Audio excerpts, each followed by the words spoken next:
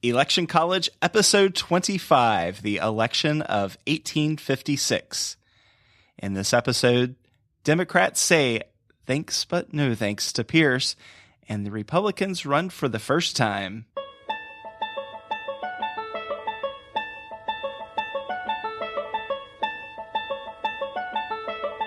Let's throw a political party. Face it, the political scene sucks, but did it always? It's time for Election College, and class is in session. Now, your hosts, Jason Goff and Ben Smith.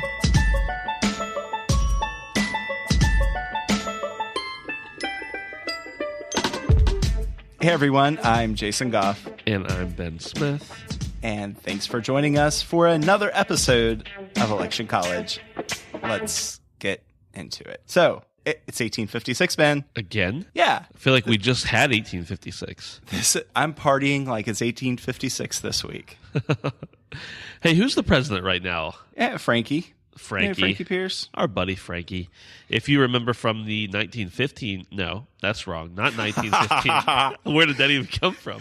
If you remember from the 1852 episode, Frankie's presidency gets off to a pretty tragic beginning before he's even inaugurated. Yeah, so when he was president-elect, his 11-year-old son, Benjamin, was killed in a train accident that Pierce and his wife actually witnessed. That'd be incredibly rough, I imagine. Jane, his wife, wondered if the train accident was actually divine punishment because her husband had pursued and accepted a gift of high office. Yeah, the whole thing with Benjamin was really sad. And one thing we haven't mentioned up to this point is that Benjamin even wrote a letter to his mom stating that he hoped his dad's candidacy wouldn't be successful. Yeah, and Jane hated how everything happened so much that whenever she found out that Frankie had won the Democratic Party's nomination in 1852, she fainted.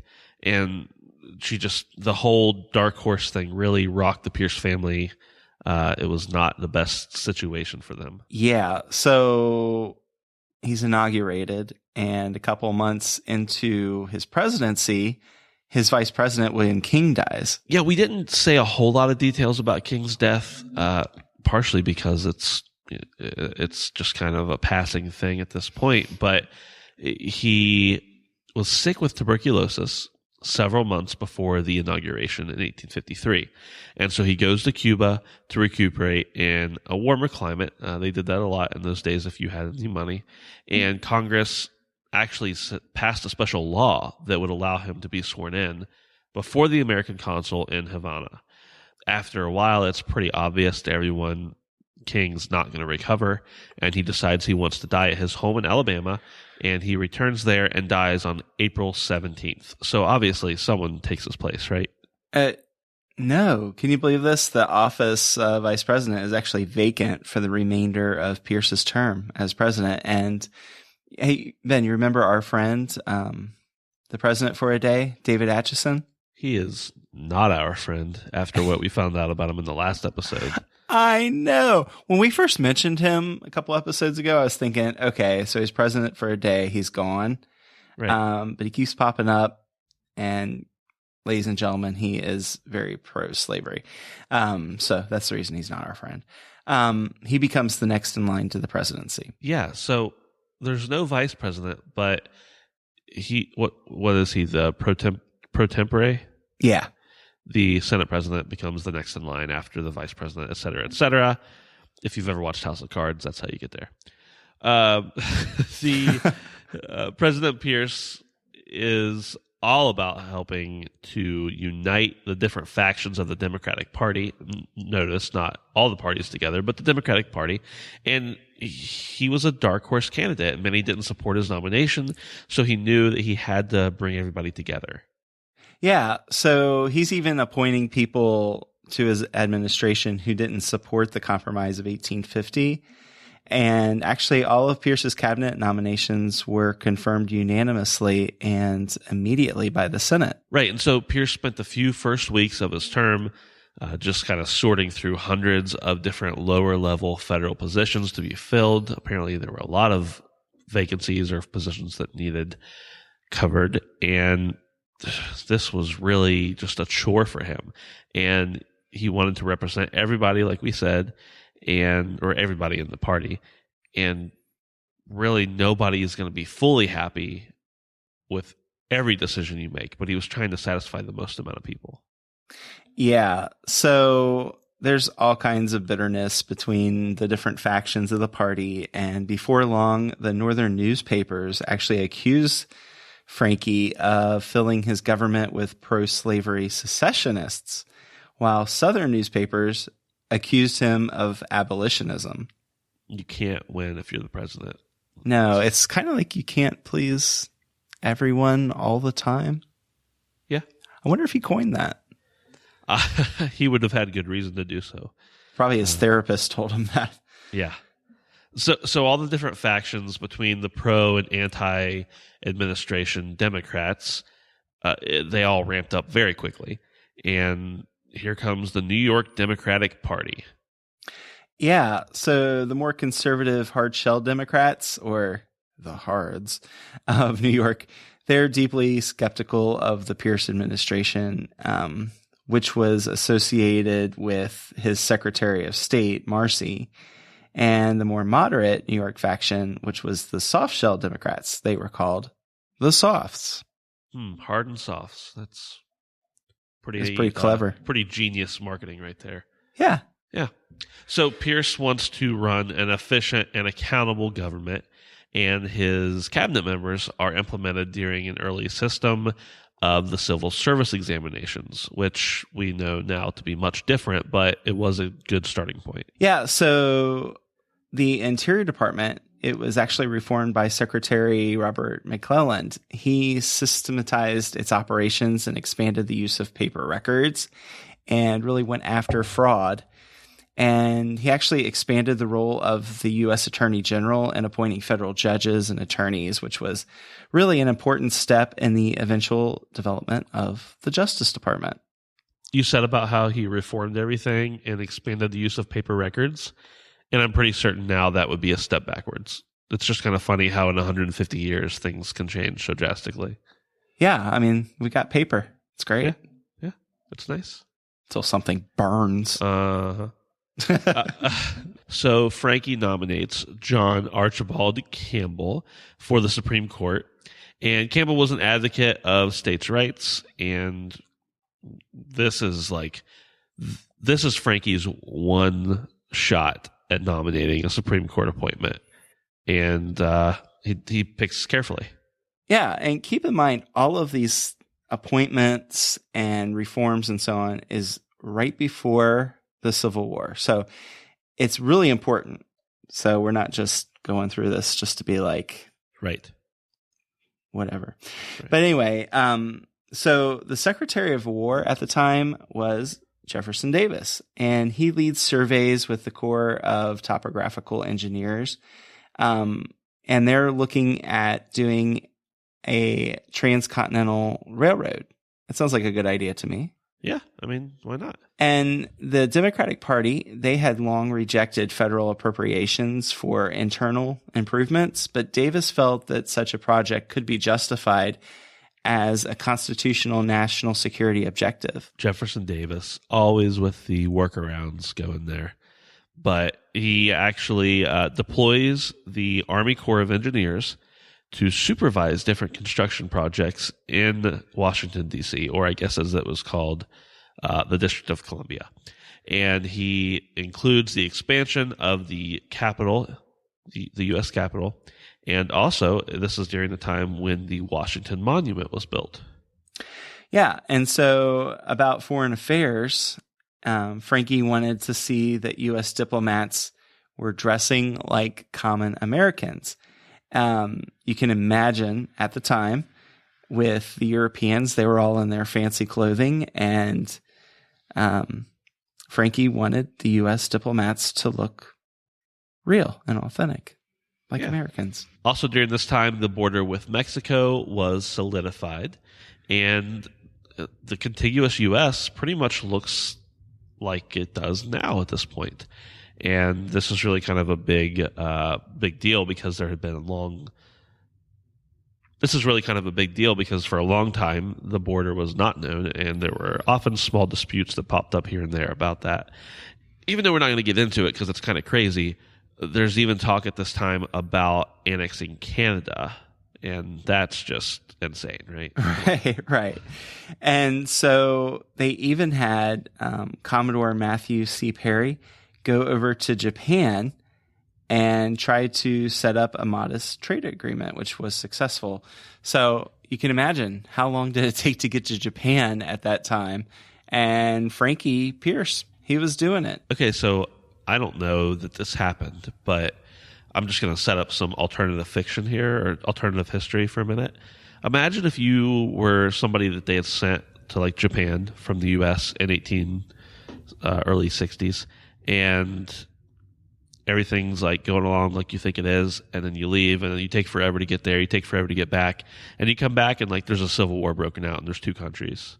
That would be nuts. Can you imagine how much of a shock to this? Like that could never happen now because of all the technology in place, but how much a shock to the system. Anyway, that didn't happen, but I just wanted to throw it out there as a thought. Just bizarre. It'd be crazy. So do you think we should probably talk about the election now? This is election college, right? This is election college. Yeah. Let's talk about the election. Or at least the lady at the beginning of the show says it is. I don't know. Yeah. It's a political party we're having right now. Right. So Frankie, he's going into 1856 and he's like, of course the Democrats are going to nominate me. I'm awesome. Obviously. And the Northerners are like, oh, yeah, no, because remember the whole Kansas-Nebraska Act thing? We're not getting in on that.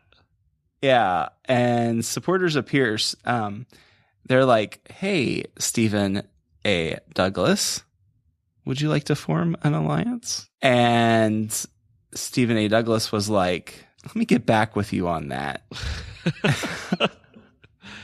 Yeah, James Buchanan is over hanging out in England, being the United States minister to England. And he was really untainted by the whole Kansas-Nebraska deal. Yeah. Buchanan, he wasn't seeking the office of president really at all. He wasn't involved with the I was going to say riffraff, but we'll be more diplomatic and say the factionalism of the Democratic Party at the time. Sounds beautiful. The Democratic convention comes up, and Pierce gets lots of votes from the southern states, and Buchanan gets all the votes from the northern states. Yeah, and to get the nomination, they needed a 2/3 majority of votes, and nobody wins until the 14th ballot. And each time a vote is taken, Frankie keeps losing more and more. Ouch.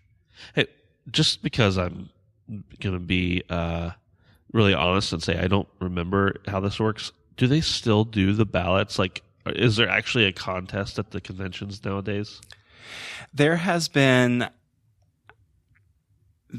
disputes, I know, going into the conventions. Okay.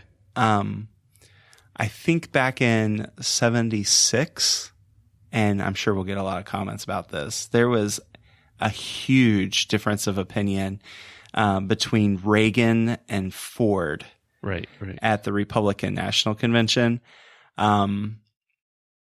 Yeah, we'll have to we'll have to look more into that as we approach that election. But I think anymore, you kind of pretty much go into the convention knowing who it is. Right. So why even have it? Come on.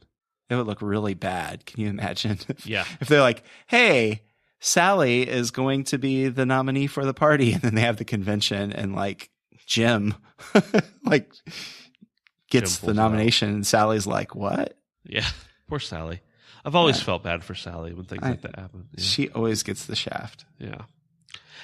So Douglas is getting votes, and he's starting to tie things up. And Frankie's like, I really don't want Buchanan to win.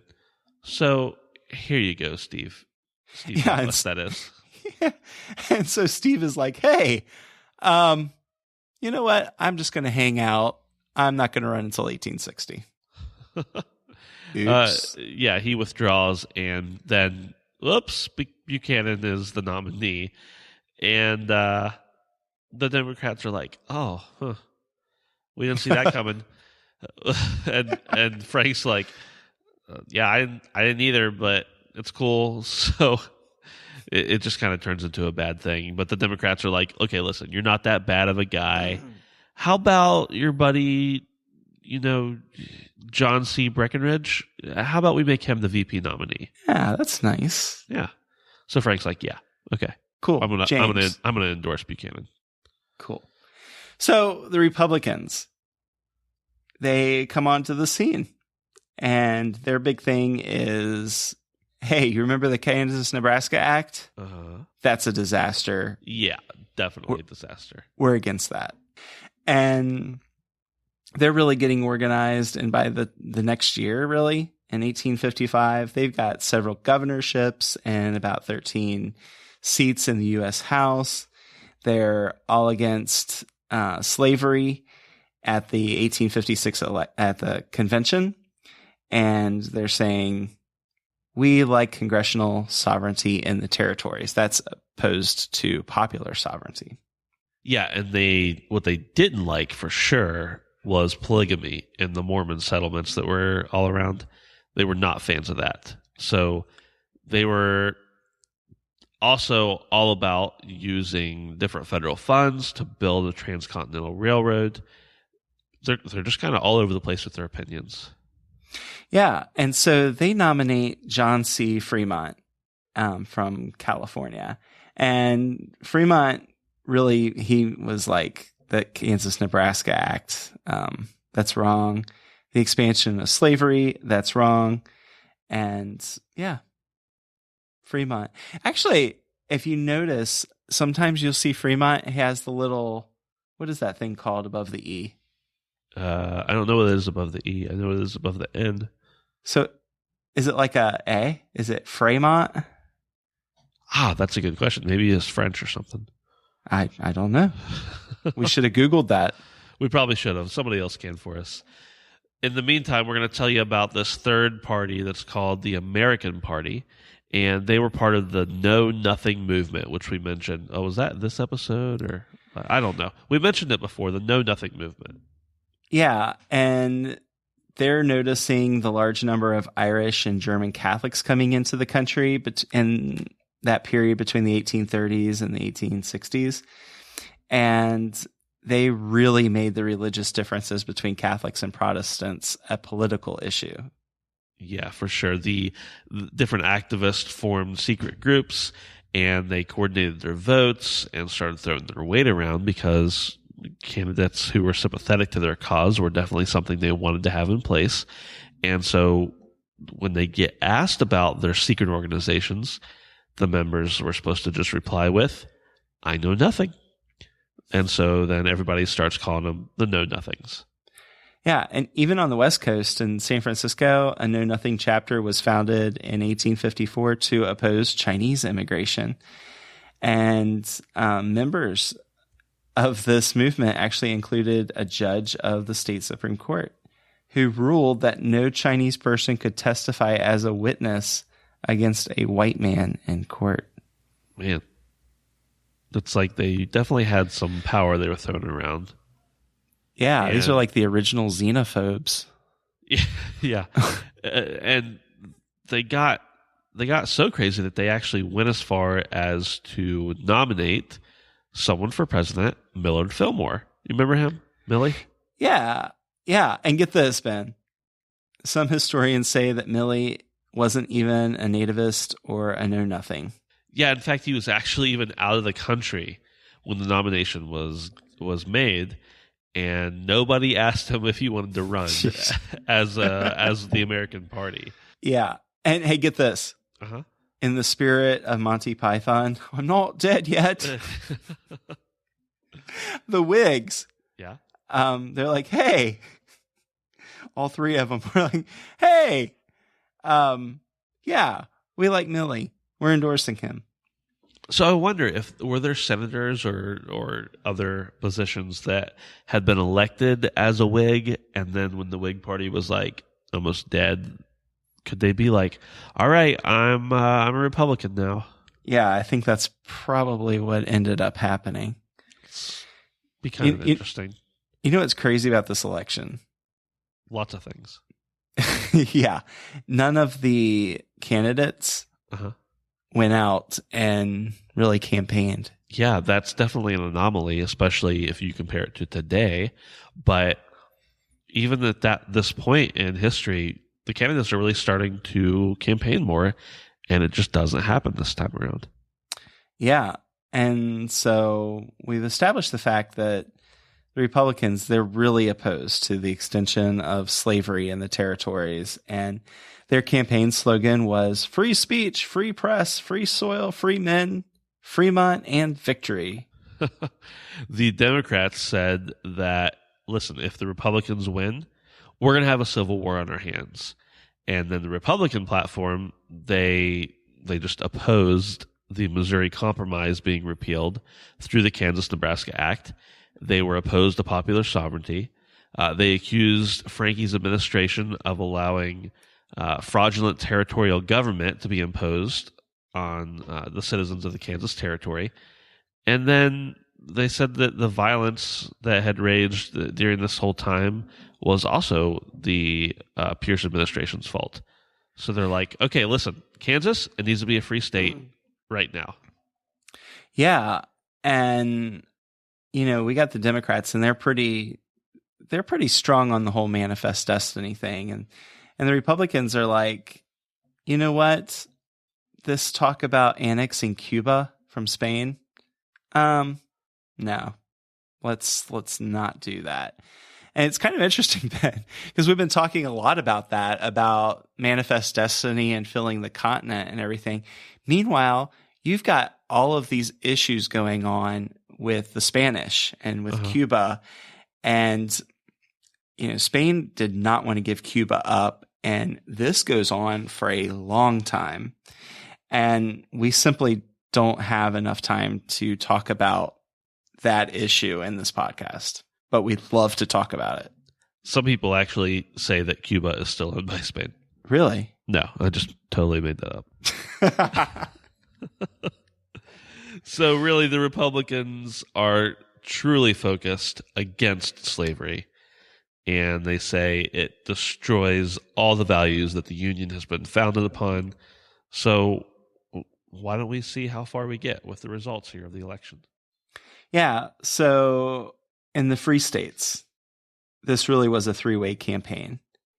And Fremont won 45% of the vote compared to 41.5% for Buchanan.